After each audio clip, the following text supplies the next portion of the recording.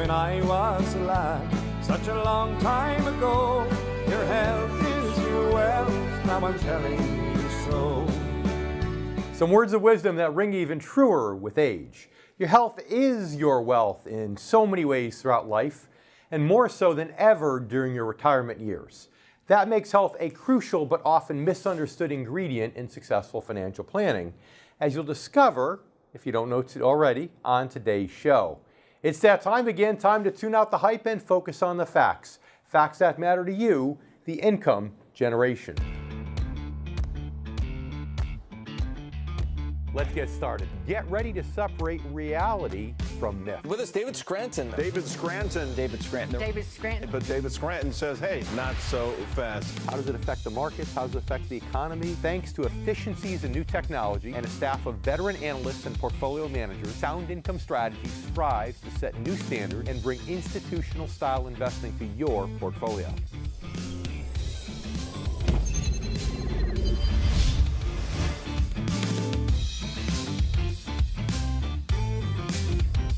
I'm David Scranton.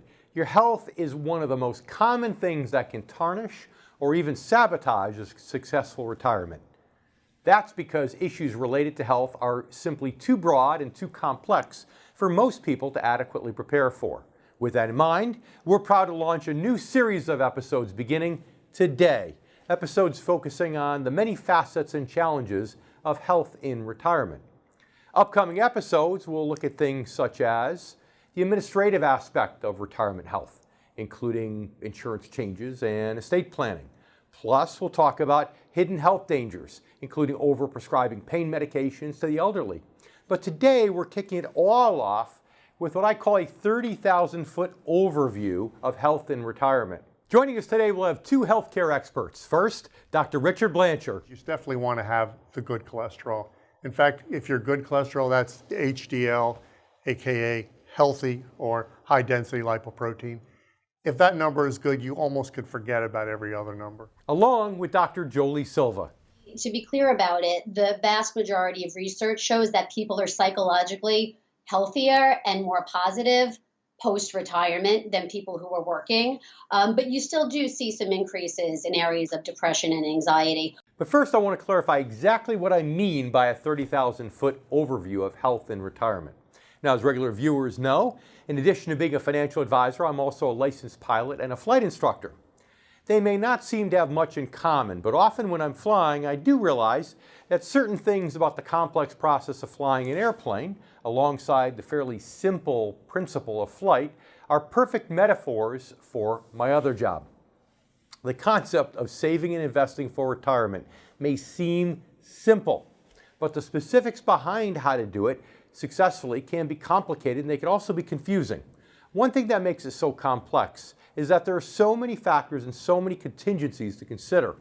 Inflation, the short-term and long-term direction of interest rates, the financial markets, the risks and benefits of different investment strategies, your children and grandchildren or potential grandchildren, your debts, your goals, your lifestyle, and the list goes on and on and on. Even more challenging is the fact that these issues must be considered over the course of the next 30 years or more. Why? Because that's what today's generation of retirees must prepare for, given the current average longevity rates. And the plain truth is that most people simply are not equipped to recognize all the factors relevant to retirement planning or of projecting their financial impact over the course of 3 decades or more. In most cases, that takes not only a professional, but also the right professional. Which brings me back to flying. For a pilot flying at 1,000 feet, the horizon appears to be 40 miles away. That's how far in terms of distance that he can see. But for a pilot flying at 30,000 feet, the horizontal line is 200 miles away. By flying higher, he can see almost 6 times further. Again, this is a great metaphor for retirement planning. Here's the reality. Most people, as well as many financial advisors, are only capable of flying at 1,000 feet. In other words, they're simply not capable of seeing or forecasting more than 5 to 10 years in the future. Part of that's psychological. It's simply how the human brain's wired.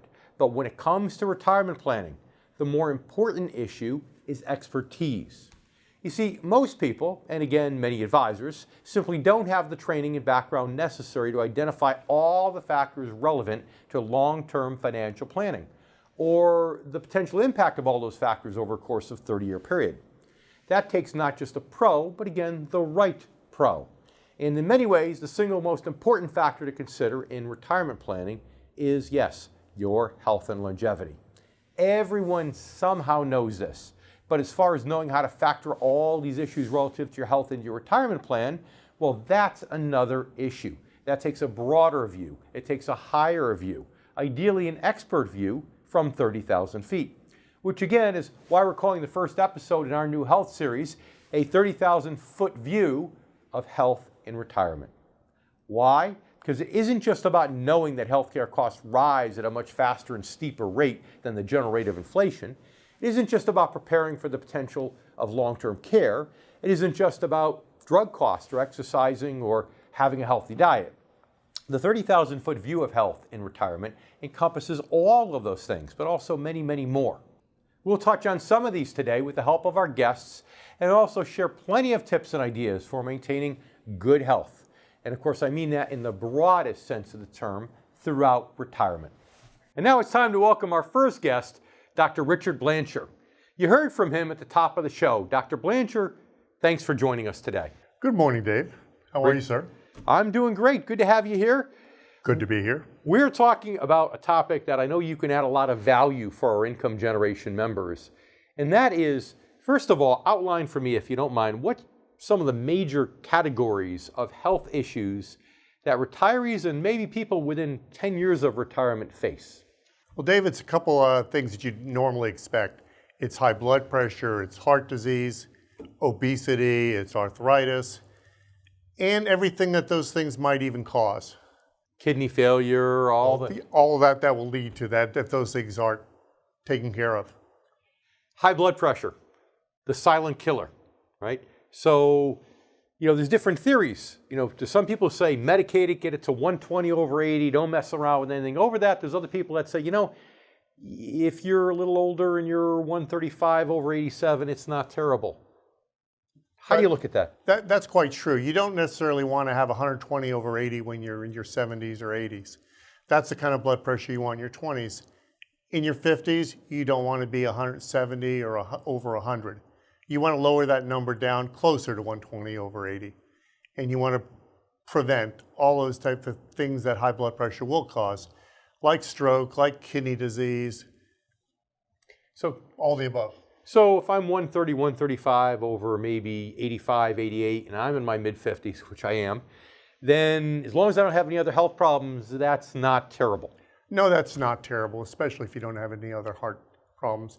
You want to do the screening test that you would normally do, investing in yourself to make sure that you're not going to possibly have these things arise, whether it be heart disease, kidney disease, or even a cerebrovascular disease. Okay. How about cholesterol? Let's talk about it. As people age, sometimes people are genetically wired for the cholesterol levels to go up. Again, what are your thoughts with that? The beginning was all about the total ratio, right? And then all of a sudden they said, well, or total cholesterol. Then they said, no, it's about the ratios. If your cholesterol is high, it's fine. If the ratio is good. Some of your viewers may not know this, but when I went to med school, and it was a while back, the normal for cholesterol was 260. Imagine that. And nowadays, everybody wants to be 200, 180. And I think a lot of it really depends on, quite frankly, what is your state of health. If you have heart disease, yes, you want to be at the lower end of those numbers. But if you've been a runner your whole life, if you're good health, even invested in yourself in terms of keeping yourself healthy, I don't think you need to go for those absolutely lower numbers. Okay, so how important are the ratios then? I'm around 200 and my doctor says, I'm not worried about it because your ratios are great. And I said, well, that's great, doc. I said, at one point in time, eggs were bad for you and then they're good for you. What happens if they're bad for you again? So should I believe that about the ratios being a mitigating factor of any significance? Well, they never, ever were bad for you. It was just people were misinformed. As far as your ratio goes, you definitely want to have the good cholesterol. In fact, if you're good cholesterol, that's HDL, aka healthy or high density lipoprotein. If that number is good, you almost could forget about every other number. Okay. And in the minute or so we have left in this segment, You know, those two things I think of as being the same, I guess along with blood sugar. But talk to our viewers in the last minute or so we have as to how important diet and exercise are and why with those three things. Well, if you understand that exercise and diet, all of this is interrelated. You can exercise away a lot of your what you eat. You can't make it all go away. You can definitely overeat. But when you're young, you could eat almost with impunity. When you get to our age, you have to cut back, and if you've done a good job of that, that'll tell around your waistline. And if you haven't, that'll also tell around your waistline. And isn't it, and you don't have to lose 50 pounds. I mean, every 10, 15 pounds that somebody loses makes a big difference in blood pressure, cholesterol, blood sugar, does it not? Being too big messes with your blood pressure, messes with your sugar, messes with your health. It's just that simple. You can make it complicated, or you can just be, like I said, invest your time in keeping yourself healthy and well fed. I love it. The first time I've been as an ex-bodybuilder, it's the first time I've been under 200 pounds since my freshman year in high school. So I'm taking your advice even before I met you. Stay with us. We'll be right back with more here on The Income Generation. You're watching David Scranton and our guest, Dr. Blanchard. We'll be right back.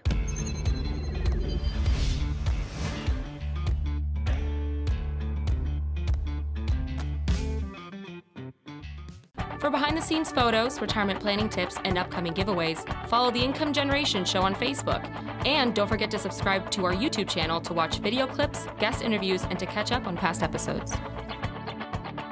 David J. Scranton, Amazon bestselling author, money manager, and national TV host, is on a mission to educate baby boomers about the need to shift from growth to income. If you're at or near retirement, focusing on income over growth can make all the difference in the quality of your retirement. Each week, David educates America on his Newsmax TV show, The Income Generation, where he provides special reports and more to teach baby boomers about the income model. Call now for a free copy of David's latest book. Go to soundincomestrategies.com/income to find out more. Read David J. Scranton's groundbreaking new book, Return on Principle: 7 Core Values to Help Protect Your Money in Good Times and Bad. Discover practical solutions to the financial challenges facing today's generation of retirees and near retirees. Learn the truth about Wall Street, the financial media, and the secrets they try to hide from everyday investors. This isn't just another book about investing. Working Americans who have lived through 2 major stock market crashes and the worst financial crisis since the Great Depression in the past 16 years don't need another book about investing. David Scranton's approach to financial planning is a holistic system designed for maximum protection, strategic growth, and reliable income regardless of market conditions. Stop planning for retirement with your fingers crossed. Read Return on Principle: 7 Core Values to Help Protect Your Money in Good Times and Bad. Available now.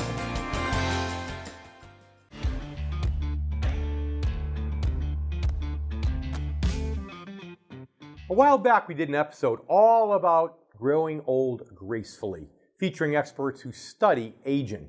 In that show, we touched upon the importance of working toward not just good physical health, but also good mental and good emotional and spiritual health. We discussed the importance of fiscal or financial good health as well. One point we stressed many times is that all of these different aspects of good health are indeed interrelated. Each one supports the other. Each one can also undermine the other if it's neglected. Ignoring fiscal good health, for instance, can undermine mental good health, which can start to impact your physical health, and so on and so forth. That's why a 30,000-foot view of health and retirement is so incredibly important. You need to make sure you're seeing both the forest and the trees, and there are a lot of trees to look out for. A view from 30,000 feet allows you to see the value of holistic good health and its importance in achieving your retirement goals. For example, if one of your goals is to travel, as it is for many, many people, obviously you're a lot less likely to achieve that goal if you're sick or depressed or if you're worried about money. And of course, the better your health, the less likely you are to end up funneling a lot of your retirement savings into medical and healthcare costs. The good news is that a commitment to good health doesn't have to involve anything radical at all. Even small changes to your lifestyle, to your outlook, and to your finances can greatly improve your odds of achieving and maintaining holistic good health.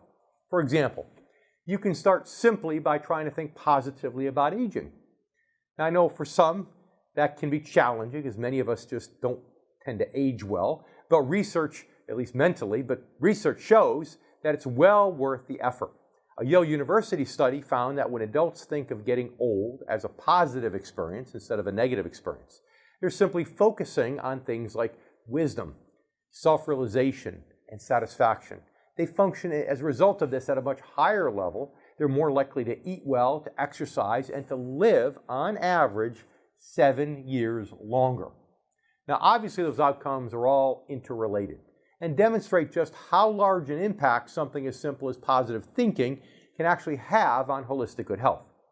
Many other studies bear this out. For example, 4 decades of Harvard research shows that mental attitude can actually reverse the effects of aging and actually improve physical health. Science has proven time and time again that age is indeed a mindset as much as it is a number. Just keep in mind the words of the great Satchel Paige, who asked, "How old would you be if you didn't know how old you were?" Of course, it isn't all just about attitude. You have to actually do things also, one of which is to identify your specific retirement goals. If you're a regular viewer, you know this is something I stress often on the show. Goal setting is central to holistic good health. Why? Because studies show that the healthiest, happiest people are those who are forward-looking, and as a result, they look toward the future with a sense of purpose and a sense of anticipation and excitement. Identifying your specific goals gives you that sense of purpose, not to mention a much better idea of exactly what you might need to actually enjoy your retirement and have a successful, happy retirement. Your goals are really the first ingredient in your recipe for success, both money-wise as well as health-wise. We'll talk about some of the other ingredients coming up in just a bit. And right now, it's time to welcome back Dr. Richard Blanchard. Thanks for sticking around for this next segment of the show. Glad to be here, Dave. So we talked about a few pounds making a difference. We talked about the importance of exercise. You heard us do some things before talking about how to phase into exercise if you're not used to it. But how about just good old healthy eating habits? Some of us know how to do that, and some of us just don't really know. What do you suggest? Well, you get right down to weight. It's like I tell people to remember that one time that they took a lot of long trip and they went from airport to airport carrying bag after bag, and then they don't know why, but at the end of the day, they're exhausted. And it's like, well, you're kind of doing that with your body when you carry up too much weight. So there's a lot of ways to skin a rat. I mean, there are people who want to join up various weight loss entities. There are people who want their food prepared for them. There are people who would want to just fast or modified fast or eat only certain things where they eat only meat or no carbs. There's, like I said, there are a lot of ways to skin a cat.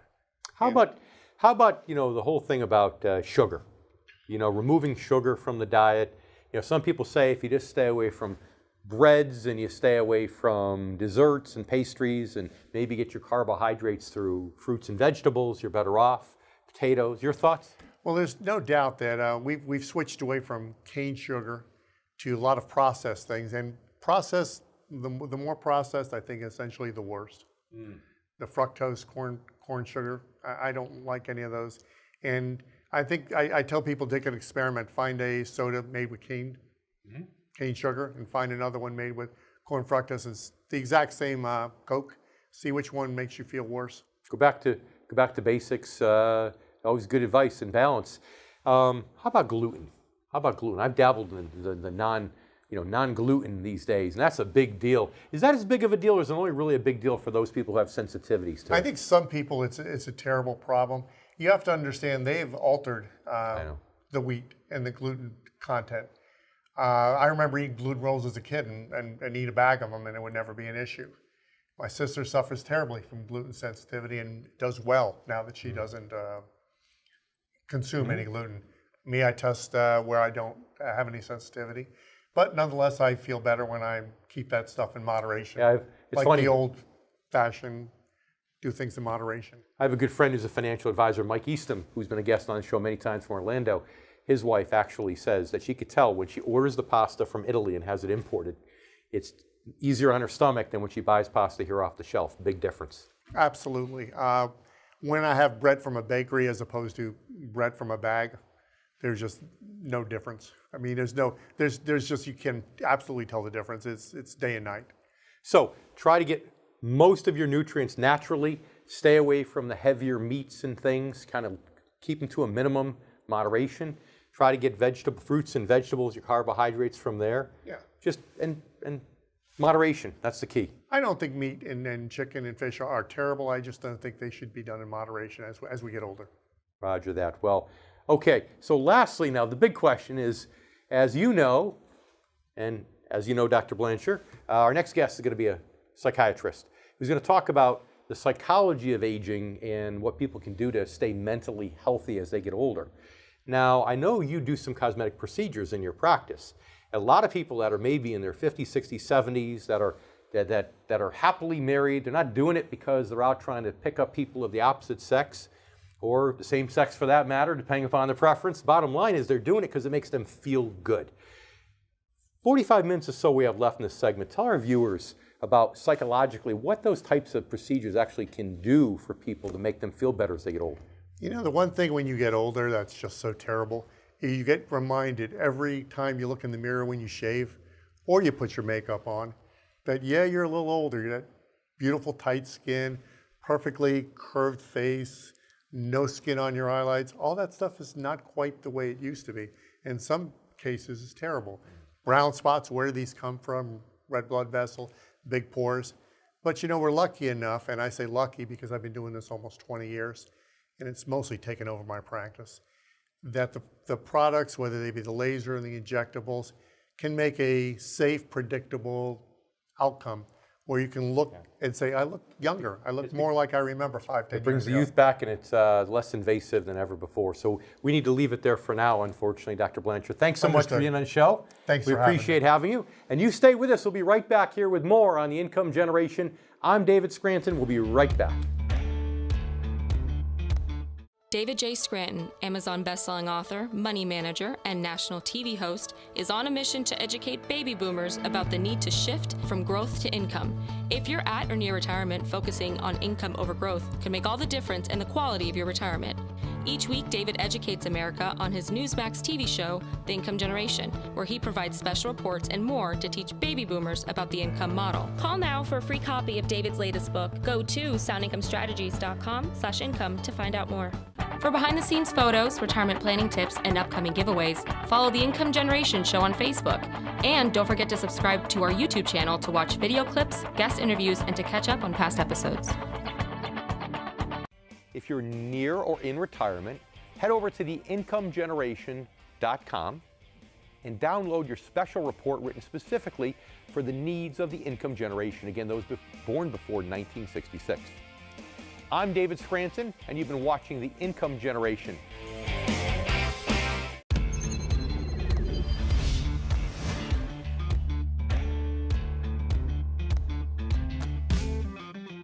Sorry, folks, we're closed for 2 weeks to clean and repair America's favorite family fun park. Sorry. What? Clark, what are you doing? We watch his program. We buy his toys, we go to his movies. He owes us. Doesn't he owe us? Huh? He owes the Griswolds, right? Remember the scene from the National Lampoon's Vacation? It's funny, of course, but for some people, retirement ends up feeling a bit like the Griswold family finally reaching Wally World. It can be a letdown. They've worked hard and saved and put themselves in a great place to achieve their retirement goals. But no sooner have they reached a point where they can start enjoying the fruits of their labor when their health starts to go. Aches, pains, health issues are a natural part of getting older. And they start catching up with most of us long before retirement. I myself needed a whole new hip before I turned 50 years old. And here's the hard truth. Disease, injury, and misfortune can strike regardless of any precautions, and even if you're doing everything right to try to avoid them. But as I've noted before on the show, using that reality as an excuse to not work toward good health is self-defeating. And it's wrong. It's the wrong mindset for entering retirement. And I've already discussed the right mindset, one focused on positively achieving goals. And If you have that, then odds are you're good to make good choices when it comes to things like diet, exercise, and preemptive health care, all the while accepting that there will always be things and circumstances that are beyond our control. And I'm sure I don't need to cite studies confirming the health benefits of exercise, healthy eating, not smoking, getting regular checkups, and so on. We all know that list, and we know the evidence is irrefutable. Take care of your body, and you will greatly improve the odds that it will take care of you well into old age. Again, there are no guarantees, but if you're a regular viewer, you know I'm a big believer in the idea of reducing risk, particularly in retirement. There are ways to do that when it comes to good financial health, which we'll talk about more a bit later on in the show. And there are ways to do it when it comes to physical health also. Once again, it doesn't have to be anything radical. You don't have to start training for the next Ironman competition or suddenly go vegan. Even small changes can have big outcomes. If you don't exercise at all, perhaps you start by taking a walk every day. And if you already walk, maybe you just walk a little bit faster. Research has shown that how fast you walk after the age of 60 is actually a good predictor of longevity. A study published in Neurology found that walking speeds themselves can, in some ways, predict everything from lifespan to depression and dementia. Studies also show that even a small amount of exercise of any kind, about 21 minutes a day of moderate activity, can reduce your risk of heart disease by as much as 14%. Other simple steps you could take toward improved physical health, of course, include things like eating more fruits and vegetables, along with less sugar, less fat, drinking more water, limiting alcohol intake, getting plenty of sleep, and getting routine tests and checkups. And again, everything you do to maintain good physical health can dramatically impact your health overall, including your fiscal as well as your financial health. And now it's time to welcome our next guest, Dr. Jolie Silva, PhD. She is a New York-based psychologist and a member of the American Psychological Association. Dr. Silva, thanks for joining us today. Thanks for having me. So, as you know, today's show is the first in a series that focuses on the many challenges of health during retirement. What are some of the most common challenges, psychologically speaking, that you've noticed in your research and your work with patients that are retired or maybe you're getting really close to retirement? Sure. Well, firstly, the American Institute of Stress ranks retirement as number 10 in life stressors. Out of 43 stressors, it's number 10. So it is very stressful for a lot of people, not everybody, but for a lot of people. Some of the things we typically see in the practice, working mental health professionals, is people coping with their loss of identity, because many people throughout their lives identify by their careers, and then all of a sudden they don't have that career anymore. So coping with that loss of identity is huge for a lot of people. By the way, not just people who are retiring from a career, but I also work with a lot of women who had a career years ago and decided to give up that career and raise their children. And then all of a sudden they're in their mid-50s and their children don't need them anymore. Sure. And have the same kind of identity crisis, because they say, what am I supposed to do now? I don't have my career anymore. My kids don't need me anymore. So a lot of figuring stuff out.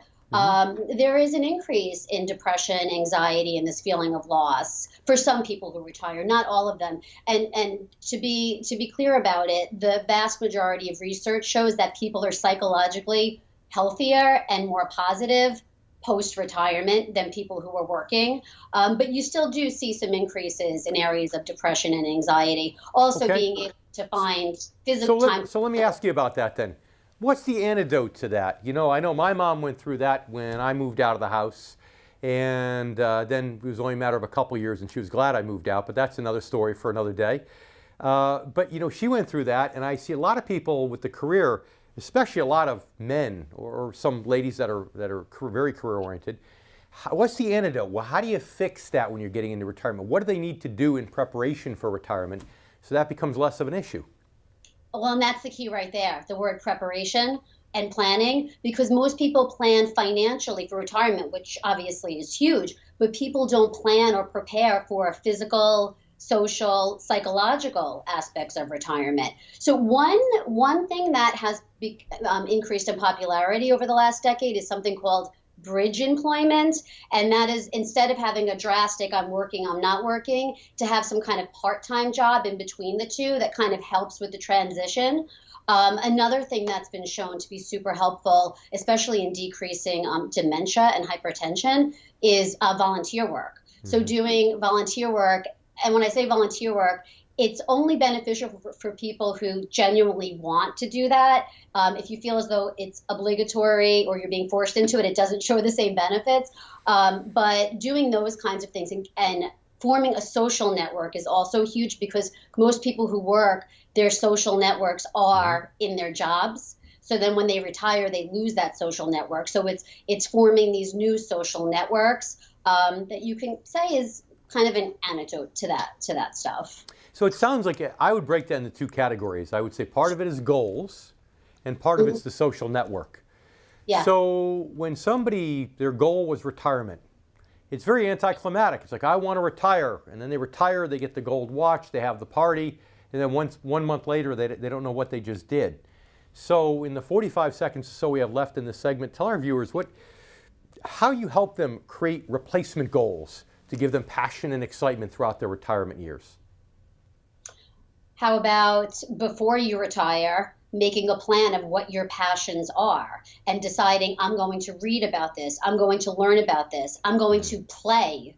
The word play, what you're going to do that you find enjoyable, and what you're going to do to learn more. So building those cognitive skills and building those social skills, planning beforehand, is key to retirement. I love it. I love it. That's great advice, Dr. Silva. If you stay with us, we'll be back for another segment. I want to ask you more, pick your brains more. And you stay with us also. We have many more words of wisdom here from our new friend, Dr. Jolie Silva, on the income generation. I'm David Scranton, and we'll be right back.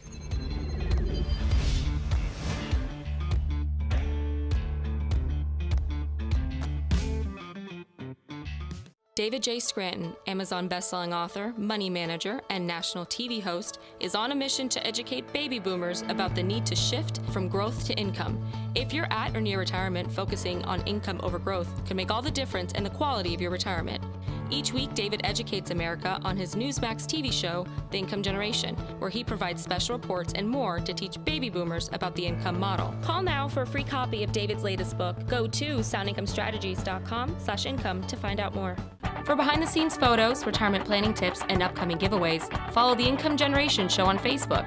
And don't forget to subscribe to our YouTube channel to watch video clips, guest interviews, and to catch up on past episodes. If you're near or in retirement, head over to theincomegeneration.com and download your special report written specifically for the needs of the income generation. Again, those born before 1966. I'm David Scranton, and you've been watching The Income Generation.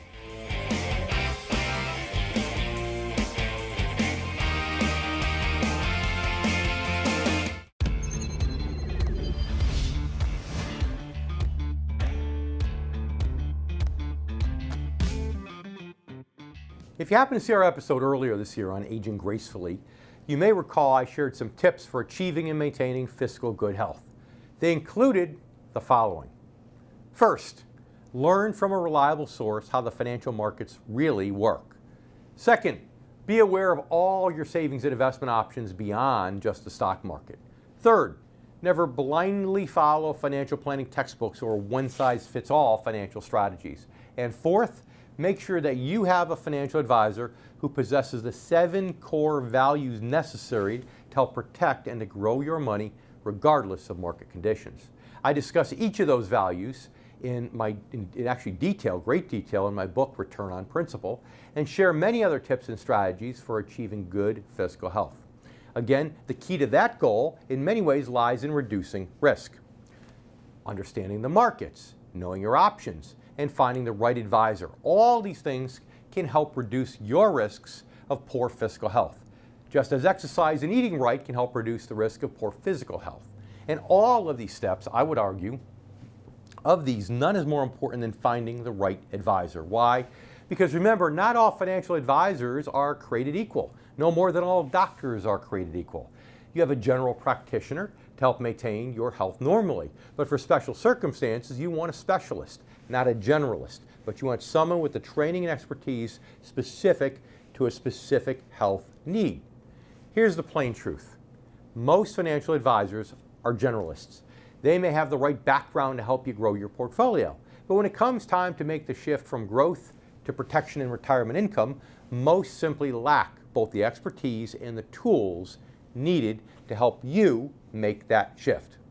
An advisor who is a specialist in retirement income, on the other hand, is more likely to have a broad understanding of the financial markets, to be able to offer and maintain a wide variety of investment options, to provide a personalized strategy specific to your needs, and also to possess the right values.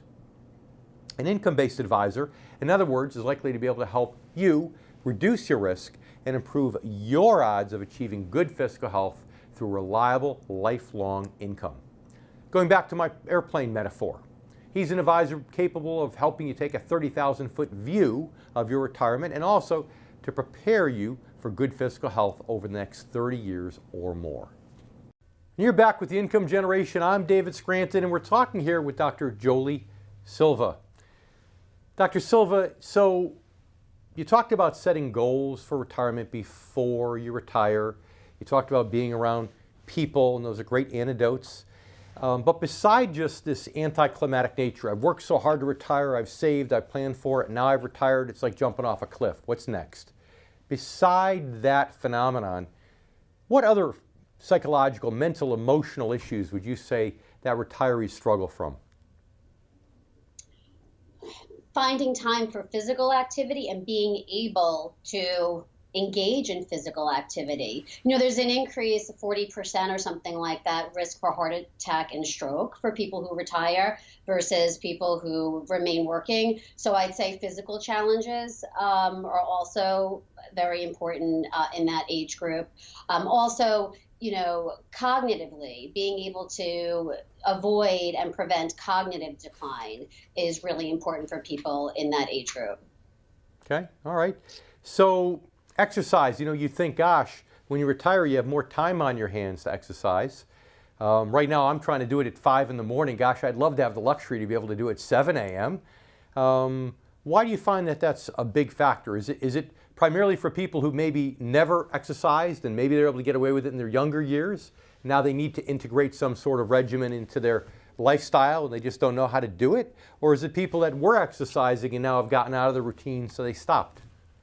Well, it might be a little bit of both, you know, and the other thing is too, you know, they say if you have something to get done, give it to the busiest person you know. And if someone retires, you know, it's harder to form a schedule when you're not working. It's harder to get up and get out and get things done when you're not working. You know, I often hear clients who are retirees or approaching retirement saying they sit around the house and they hear crickets because there's not much going on. The kids are older, the kids are out of the house. You know, when you don't have that structured schedule, you lose the time. And before you know it, it's the end of the day. So it's really about it's as simple as structuring your day, scheduling, structuring your time. You know, and another thing about retirees, research finds that they call it a sugar rush.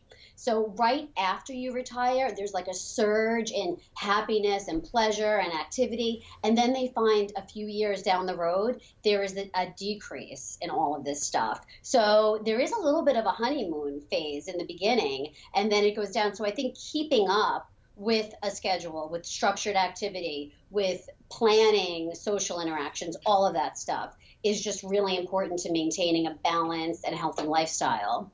Mm-hmm. Human beings tend to like structure. Keep structure into retirement. Get up at a good time and go through your routine and have a reason to get up and get out of the house. I love it. Dr. Silva, if you could stay with us for one more segment, we'd love to keep you. And you stay with us too. We'll have more here on the Income Generation. You're watching David Scranton with Dr. Jolie Silva. We'll be right back.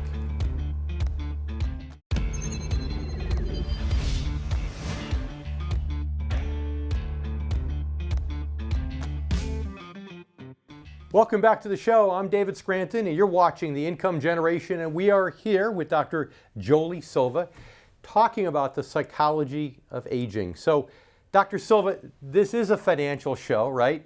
So I guess now I have to talk to you about what financial pressures weigh heavily on people once they're retired. Let's talk about the money side of it for a moment.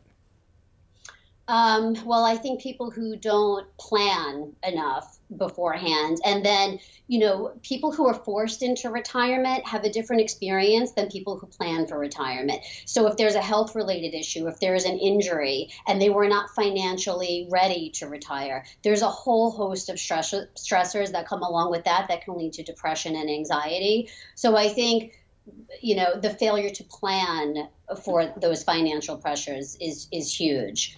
Now, planning's great, but you and I both know the person, and I call it the bag lady syndrome.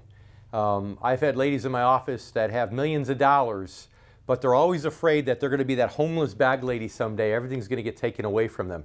How about those people who are just so nervous, so conservative that you can show them over and over they have enough money, but they still worry about it? How do you help those to get over that thinking? What's the antidote for that? Yeah, well, you're talking about warriors, and you're talking about people who are on that anxiety spectrum, the what if I spend too much? What if I don't have enough? What if I don't have enough for my kids? What if I don't have enough for my grandkids' college? And on and on. And really the best antidote for that is to see a mental health professional who deals with worrying, because that's what you're talking about. It's the people who hold on so tight to it because they're scared. It's fear-based. And that's when I talk about depression and anxiety after retirement, that's the anxiety piece of it. I guess you could use that old Bob Newhart video strategy where he says, I could cure this problem in 2 words, and he says, stop it, as he yells at the patient. I'm sure you've seen that. I do it all the time. That's beautiful. I love it. So, in the 45 seconds we have left in this segment, what is it that our income generation members need to know to stay in good, solid mental health? You've covered a lot of it. Let's summarize it for them. Well, number one, there is a big embarrassment factor for this group of people when they feel depressed or anxious, because, when you retire, you're supposed to be, this is the good life, and I've made it, and this is, I finally got here. So they're embarrassed. A lot of people are embarrassed and ashamed to admit to themselves and to even their loved ones that they're going through something like this. So I would say if any of the signs of depression or anxiety or stress, it doesn't hurt to just have a consult with a mental health professional. You're not committing for a lifetime, but there's so much help out there for that. Step 1, admit you have a problem. If you don't admit you have a problem, it's not going to get any better. So, Dr. Silva, we need to leave it there. Thanks so much for being on the show. It's been my pleasure. Thank you. And you stay with us. We'll be right back here with more on the Income Generation. We'll be right back.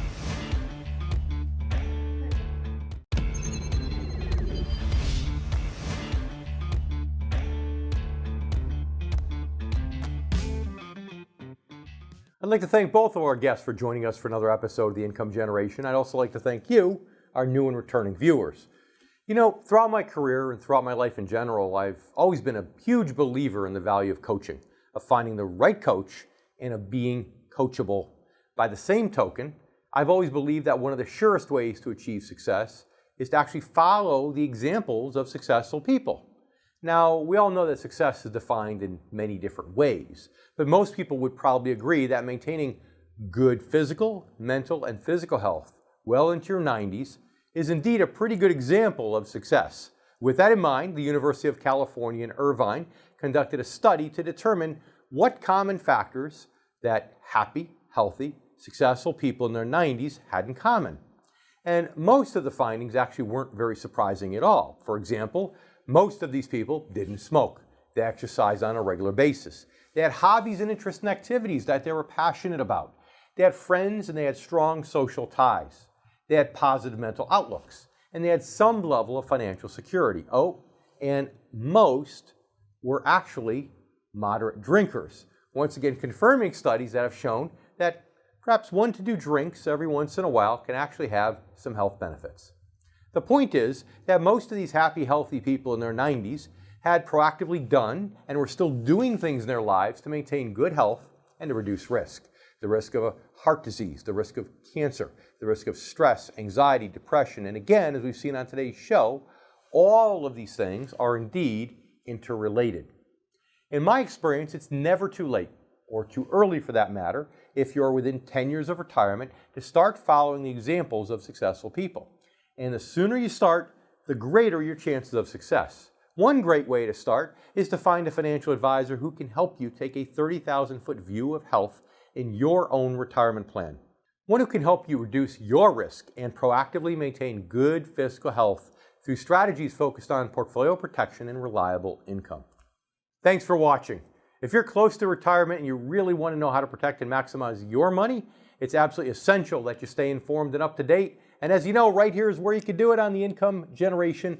I'm David Scranton, and we will see you next week.